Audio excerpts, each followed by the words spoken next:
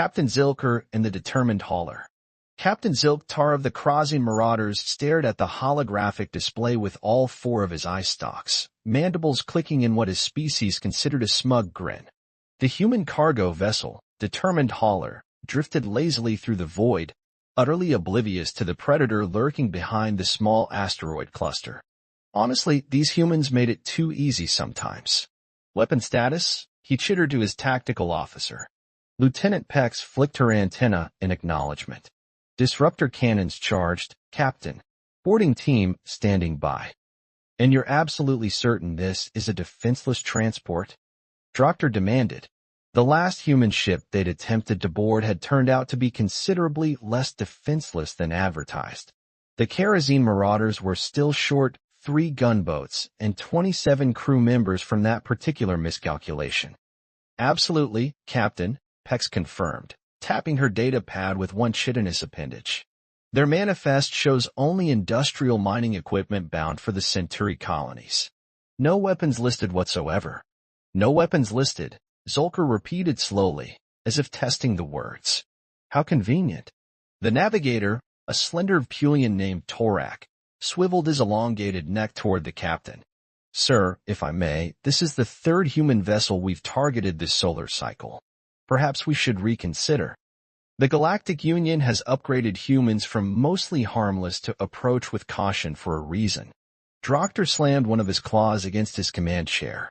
The Galactic Union can stuff their warnings into whichever orifice they find most comfortable. Do you know how much human technology fetches on the black market? Those Deathworlders build their equipment to last through nuclear winters and asteroid impacts. Even their coffee makers survive conditions that would melt equipment from more advanced species.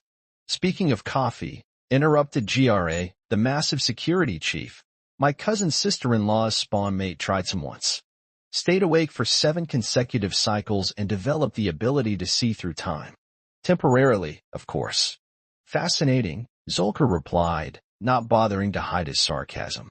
Remind me to care sometime next century. Now, are we pirates or are we accountants? Because only one of those professions involves sitting around discussing beverages while potential profits sail away. The bridge fell silent except for the gentle hum of the ship's systems. Much better. Prepare to decloak and hail them with the standard surrender or be destroyed message. The usual drill. Pex's claws flew across her console. Decloaking in 3, 2, 1. The pirate vessel shimmered into existence. Its jagged silhouette was designed specifically to strike fear into the hearts, or equivalent circulation/regulatory organs, of unfortunate merchant crews. Sir, they're responding to our hail, Pex exclaimed, sounding genuinely surprised. Well, don't just stand there gawking like a Rylaxian sunfish. Put them on screen. The main view screen flickered to life, revealing a surprisingly calm human female. Her dark skin contrasted with bright orange coveralls, and her hair was styled in what Zolker had learned was called microbraids, decorated with metallic beads that clinked softly when she moved her head. This is Captain Annika Okafor of the Determined Hauler, she said pleasantly, as if being waylaid by pirates was a minor inconvenience on par with spacecraft traffic. How can I help you gentle beings today? Zilker blinked all 4 eye stalks in sequence, momentarily thrown by her casual demeanor. He quickly recovered, inflating his throat sac to its most intimidating dimensions. This is Captain Zilktar of the Krasian Marauders. Your ship is now under our control. Surrender immediately. Prepare to be boarded and transfer all cargo manifests to our systems, or face annihilation. The human captain nodded thoughtfully, as if he'd just suggested they discuss quarterly profit projections. I see. And I suppose resistance would be futile, and all that jazz. Jazz? Grag whispered to Torak. Is that a weapon? I believe it's a form of organized noise humans consider pleasurable, the navigator whispered back. Droker shot them a glare that could have curdled milk from 50 light-years away. Yes, resistance would be extremely futile, he snarled at the human. We have scanned your vessel. You have no weapon systems. We have disruptor cannons, boarding crafts, and highly trained warriors eager to separate your appendages from your torso if you resist. Captain Okafor smiled. It was not a reassuring smile. It was the smile of someone who knew something you didn't, and that something was going to make your day considerably worse. About those scans showing no weapons, she said conversationally. Funny thing about human ships, we don't technically list weapons in our manifests. Something cold slithered down Zilker's spine. Explain. Well, you see, after the Proxima Centauri Accords, we had to be a bit creative with our terminology. So we don't carry weapons. We carry defensive systems, mining equipment, hull integrity maintenance devices, and my personal favorite, extreme environment negotiation tools. Drochter felt his victory celebrating proboscis wilt. Are you saying, oh look, your boarding shuttles are approaching? Okafor interrupted cheerfully. Let me just activate some of our, mining equipment to greet them. The pirate captain spun toward Pex. Recall the boarding parties immediately. Too late. Several brilliant flashes erupted from previously hidden ports along the determined hauler's hull. The defenseless transport suddenly bristled with what were very definitely not mining tools. Unless mining had become significantly more ballistic since Droker last checked. Approaching shuttles have been disabled, Captain, Pex reported, her voice unnaturally high. No destruction, just disabled. See? No weapons, Okafor said brightly from the still-open communication channel. Precision mining equipment that happened to sever your shuttle's propulsion systems. Very precise tools, really.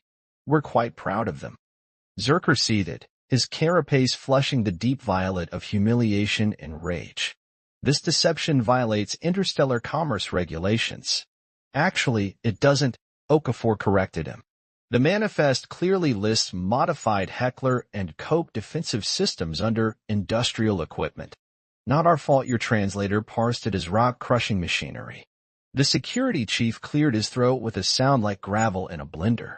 Captain, they're deploying something from their cargo bay. More mining equipment? Drochter hissed. No, sir, GRA replied, his voice uncharacteristically worried. The signature matches. Matches what? Demanded Zerilker. It's an EVA specialist, sir. The bridge fell silent as the implication sank in. EVA, extravehicular activity specialists. The elite space marines of humanity. The Deathworlders who train to fight in zero gravity as comfortably as if they were standing on solid ground. The warriors who considered the vacuum of space to be just another battlefield. On the view screen, Captain Okafor's smile widened. Oh, I should introduce you. That's our security consultant, Thomas Rivera, former Solar Marine. He's been bored out of his mind this trip and could really use the exercise. The ship's external cameras tracked a single humanoid figure in a sleek combat spacesuit, propelling itself toward the pirate vessel with disturbing precision. Various tools, though Zilker strongly suspected they weren't for fixing kitchen appliances, adorned the human suit. He's heading straight for our main airlock. Peck shrieked. Well, of course he is, Okafor said reasonably. Where else would he enter? Tom's very polite about these things. He always says that cutting his way in anywhere is rude unless absolutely necessary. Zilker's mandibles clacked in distress. Fire defensive systems. Stop him. We're trying, Torak replied frantically. Our targeting systems can't lock onto him. He's moving too erratically. On the screen, the EVA specialist twisted and spun through space, making seemingly impossible course corrections with minimal bursts from his maneuvering pack. Every shot from the pirate vessel's defensive turrets missed by meters. Yeah, Tom was actually a champion figure skater before he joined the Solar Marines, Okafor commented, as if discussing a colleague's interesting hobby. His spatial awareness really helps with zero-G combat. Would you like me to patch him into the call? Before Zilker could respond, a new face appeared on the screen. The human male wore a helmet with a transparent visor, revealing warm brown skin, a neatly trimmed beard, and the most terrifyingly cheerful expression Zilker had ever witnessed on a creature actively dodging weapons fire. Hiya, folks, the human said brightly, executing a perfect spin to avoid a particle beam. Beautiful ship you've got here. Love the threatening silhouette. Very, we're definitely pirates. Return to your vessel immediately, Drochter demanded, knowing it was futile even as he said it. "No can do, Captain," Rivera replied, sounding oddly apologetic. "See, technically, you've already committed an act of piracy by disabling our communications array with that sneaky little EMP burst you sent 5 minutes before decloaking. Very clever, by the way. So now I've got to come over and place you under citizen's arrest. Galactic Union regulations, and all that jazz." "There's that jazz again," muttered GRA. "I'm starting to think it might be a weapon after all." Rivera continued his approach, now close enough that they could see him pull something from his utility belt. "Don't worry, though. This will be completely non-lethal.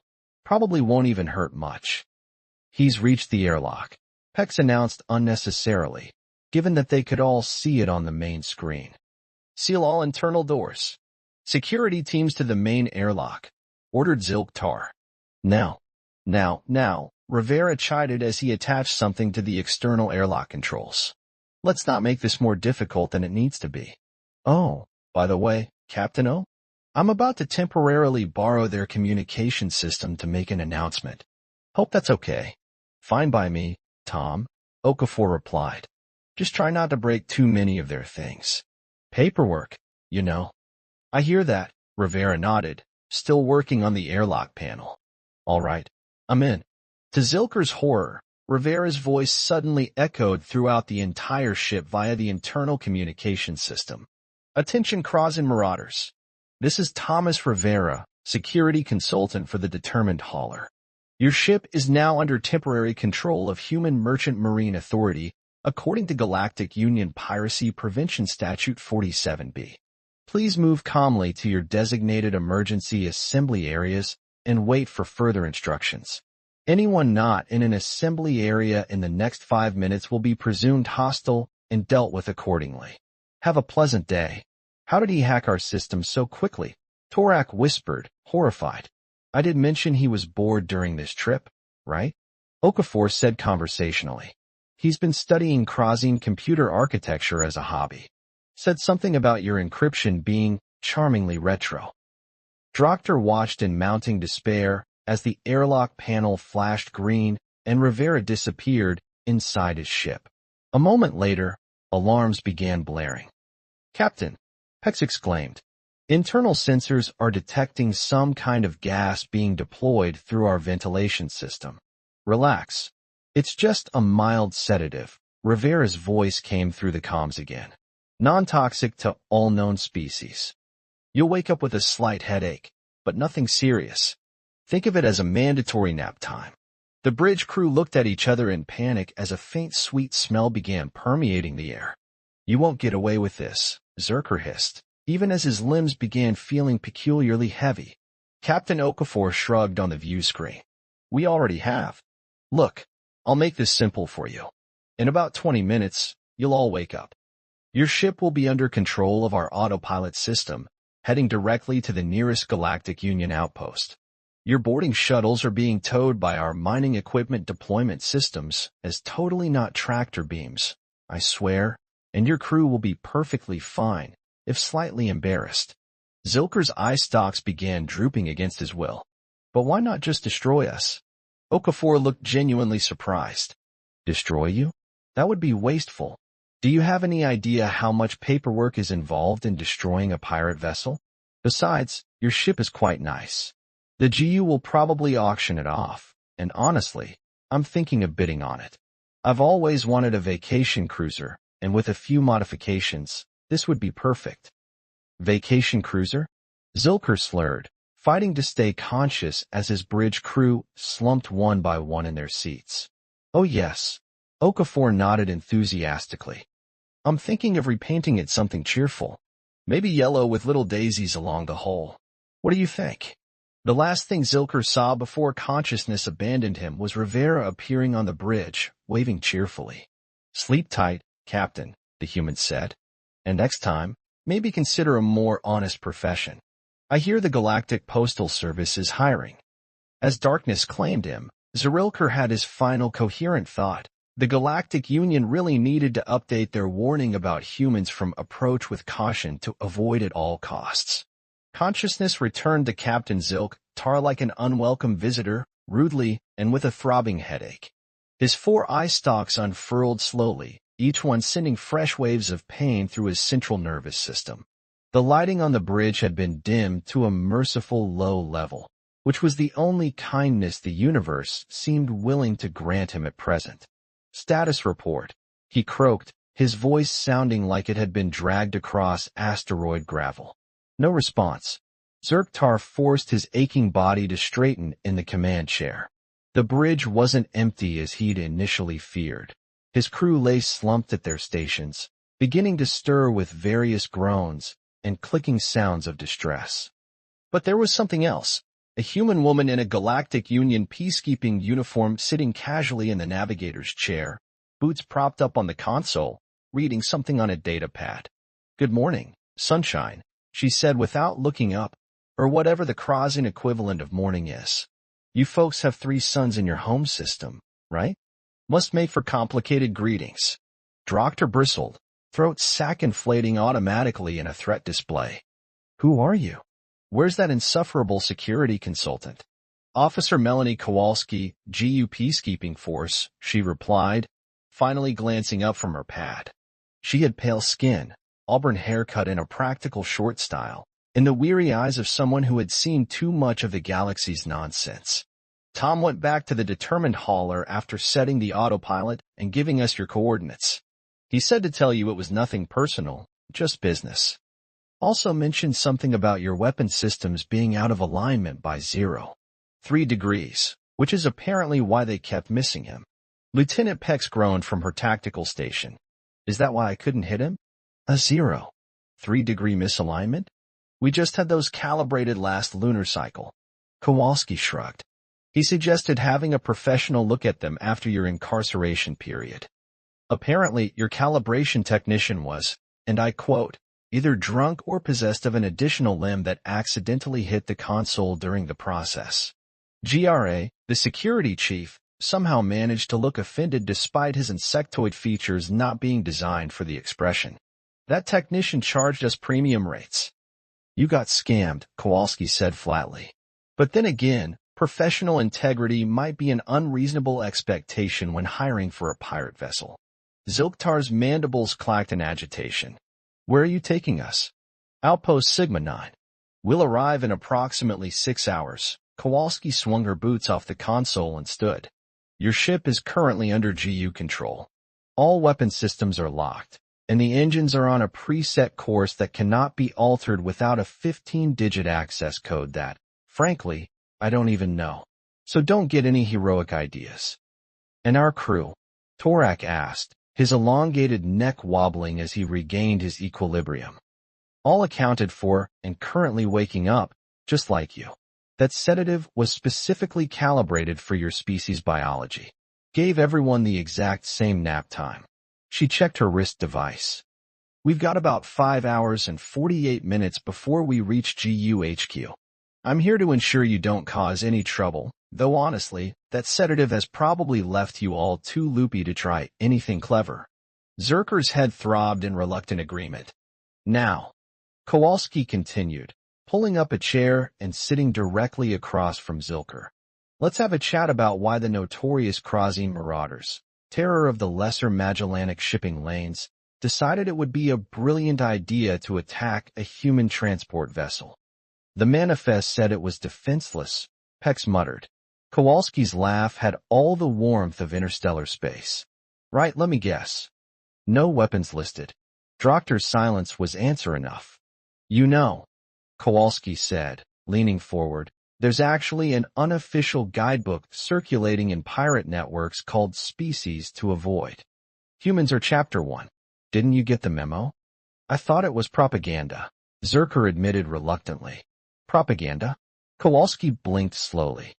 "You thought tales about the species that evolved on a death world with 200 different predators that could kill them, survived multiple near-extinction events, and developed space flight because they were bored with being confined to one planet. You thought warnings about them were exaggerated. When she put it that way, it did sound rather foolish. Here's a fun story," Kowalski continued, her tone suggesting it would be anything but fun for Zilker. About 70 years ago, before humans joined the Galactic Union, a Draven cruiser attempted to seize a small human exploration vessel. The humans had exactly one weapon, a handheld cutting tool meant for taking geological samples. What happened? GRA asked, seemingly against his better judgment. The human crew repurposed the geological cutter, breached the Dravid ship's hull, used the ship's own fire suppression system to create a smoke screen, and took control of the entire vessel in under 40 minutes. Kowalski's smile was sharp. They then apologized for the inconvenience and offered the Dravid crew medical assistance. The bridge fell into uncomfortable silence. But that's not even the best part, Kowalski added. After that incident, when humans were finally invited to join the GU, they willingly submitted to weapons restrictions on their vessels. The catch? The humans themselves drafted the language of the agreement. Understanding dawned on Zilker like the cold light of impending doom. The terminology loopholes. Exactly, Kowalski nodded. Humans don't list weapons because, technically, according to the very precise wording they inserted into the Proxima Centauri Accords, anything that isn't exclusively designed to cause harm isn't classified as a weapon. That mining laser that disabled your shuttles? It really can mine asteroids. The fact that it can also precisely target engine components is just a happy coincidence. That's outrageous, Pex exclaimed. That's diplomacy, Kowalski corrected. And why no one lets humans negotiate without at least 3 legal experts from other species present anymore? A notification chimed on Kowalski's wrist device. She glanced at it and stood. Duty calls. I need to check on the rest of your crew. Try not to break anything while I'm gone, especially yourselves. After the human departed, Zilktar slumped in his chair. This is humiliating. Torak, who had finally regained enough coordination to operate his console, let out a low whistle. Captain, you might want to see this. What now? Dr. groaned. I've accessed our external cameras. We're not alone on this journey to Outpost Sigma 9. The main view screen flickered to life, showing their ship surrounded by what could only be described as an escort. 3 sleek, midnight black vessels with minimal markings glided alongside them at a respectful distance. GU military? Asked GRA. No, Torak replied, voice dropping to a whisper. Human ships. But I can't identify their class or type. They're not in any registry I can access. The vessels were unlike any they had seen before. No obvious weapons ports. No visible engine exhaust. Just smooth, elegant shapes that somehow managed to convey lethal intent despite their minimalist design. Curious, said a voice from the doorway. Kowalski had returned. Those weren't there when I checked 10 minutes ago. You don't know what they are? Pex asked incredulously. Kowalski's expression was unreadable. Let's just say there are branches of human space operations that operate on a need-to-know basis, and apparently, I don't need to know. She tapped her communicator. Kowalski to GU command, requesting identification on escort vessels currently accompanying the captured Krazin ship. After a moment of static, a crisp voice responded. Officer Kowalski, this is command. We show no escort assigned to your transport operation. Well, someone should tell that to the 3 black ships currently flanking us, she replied dryly. A pause, then, stand by. The silence stretched uncomfortably until the communicator crackled back to life. Officer Kowalski, please disregard the vessels. You are to continue on your assigned course and take no further action regarding the unidentified craft. Repeat, disregard and continue. Command out. Kowalski stared at her communicator with narrowed eyes. Well, that's not suspicious at all. What does it mean? Zerilker asked, a creeping dread settling in his thorax. It means, Kowalski said slowly, that you managed to attack a ship important enough to attract attention from people who technically don't exist. She shook her head.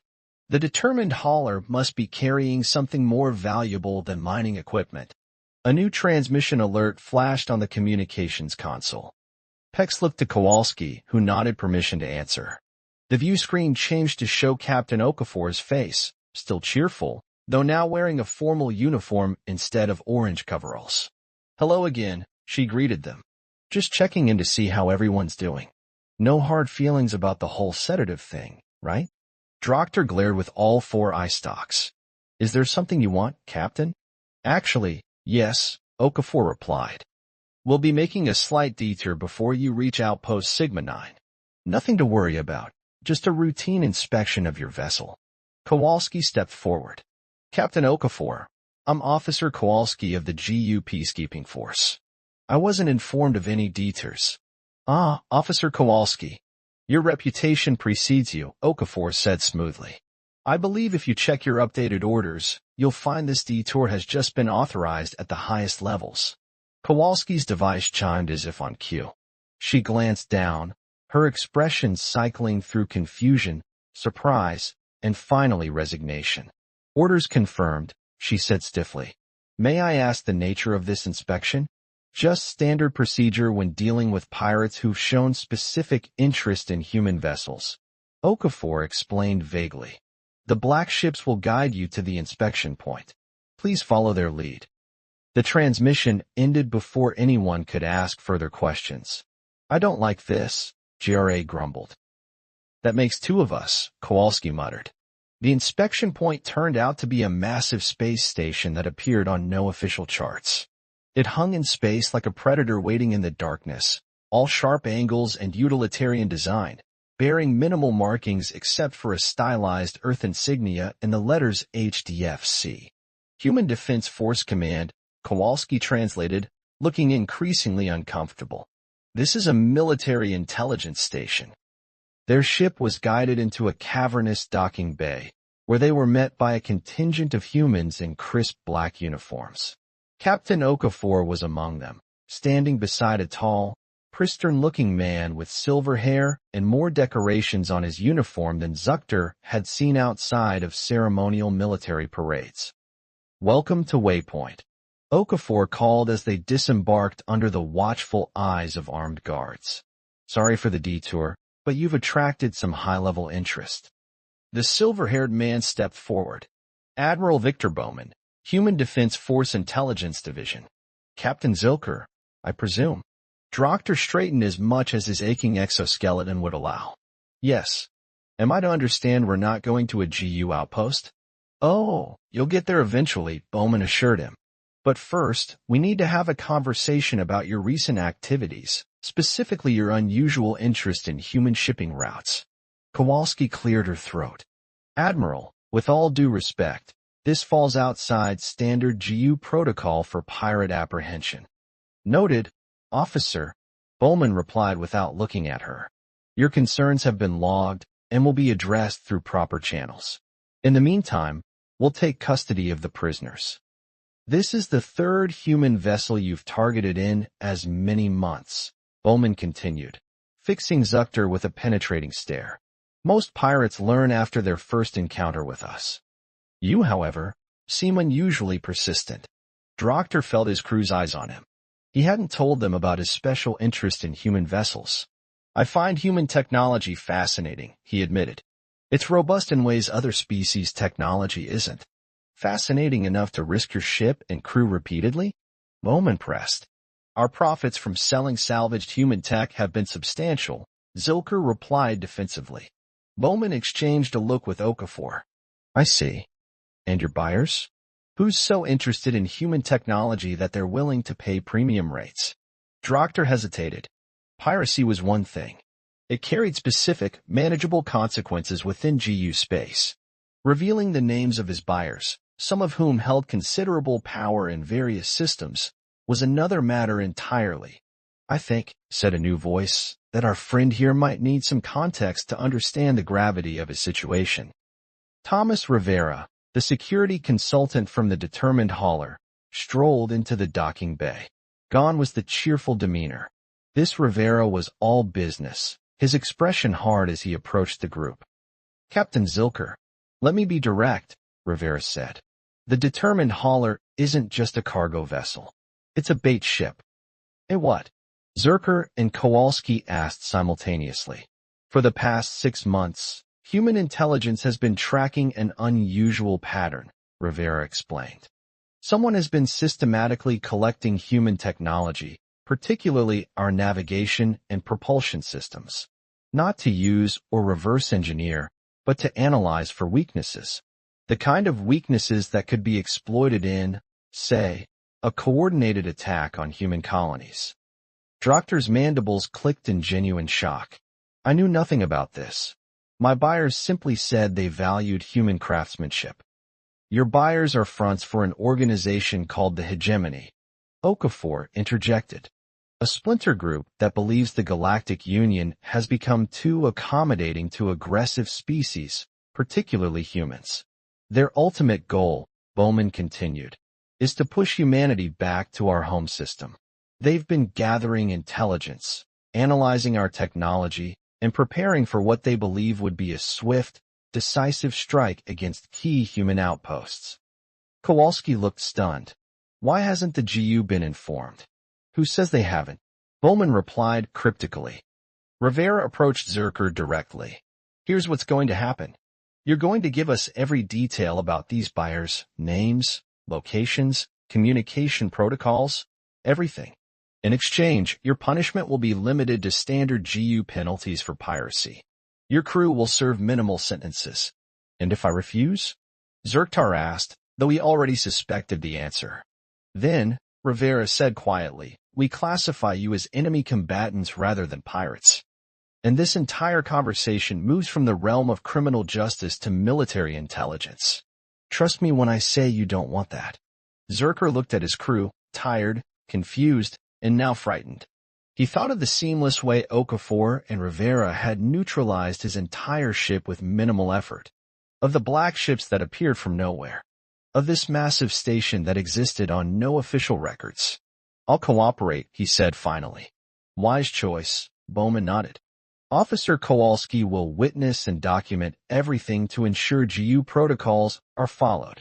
As they were led away to a conference room, Zerkter found himself walking beside Rivera. Can I ask you something? He said quietly. Shoot, Rivera replied. Figuratively, I mean. That business about you being a figure skater before joining the Solar Marines. Rivera grinned, a flash of his earlier cheerful persona breaking through. Complete fiction. I was actually a professional chef. The zero-G combat skills came much later. A chef. Zuraltar repeated, mandibles twitching in disbelief. Yep. But here's the real secret about humans, Captain, Rivera said, lowering his voice conspiratorially. We're not actually Deathworlders because our planet tried to kill us. We're Deathworlders because we never stopped trying to kill each other. Every piece of technology we've ever developed, from the simplest knife to the most advanced spacecraft, has been dual purpose from day one. He patted Zilktar's carapace almost sympathetically. We don't list weapons on our manifest because, to us, everything is potentially a weapon. It's just how we think. As they entered the conference room with its imposing array of recording equipment and stern-faced intelligence officers, Zerker had a moment of perfect clarity. The Galactic Union classification for humans needed yet another update, from approach with caution to trust nothing in their manifest, especially if it sounds harmless. 3 months later, a new advisory began circulating through the darker corners of the galaxy's communication networks. It appeared on pirate bulletin boards, in smuggler hideouts, and among mercenary groups. Urgent advisory re: human vessels. If you encounter a human ship that lists no weapons on its manifest, do not engage. Repeat, do not engage. If you encounter a human ship that appears to be a simple transport, do not engage. If you encounter a human ship of any kind operating in any capacity, do not engage. This is not a drill, a joke, or an exaggeration. The Krazine Marauders learned this lesson the hard way. Most of their senior leadership is now serving extended sentences in GU rehabilitation centers. Their ship has been repainted yellow with daisies and converted into an educational tour vessel for school children learning about the dangers of piracy. Consider yourselves warned. A concerned former pirate. Attached to the advisory was a single image. Captain Zilktar in a prison jumpsuit, mandibles drooping in defeated resignation, as Captain Annika Okafor posed beside him with a beaming smile and a thumbs-up gesture. The image caption read, "The only thing more dangerous than a human ship with weapons is a human ship without."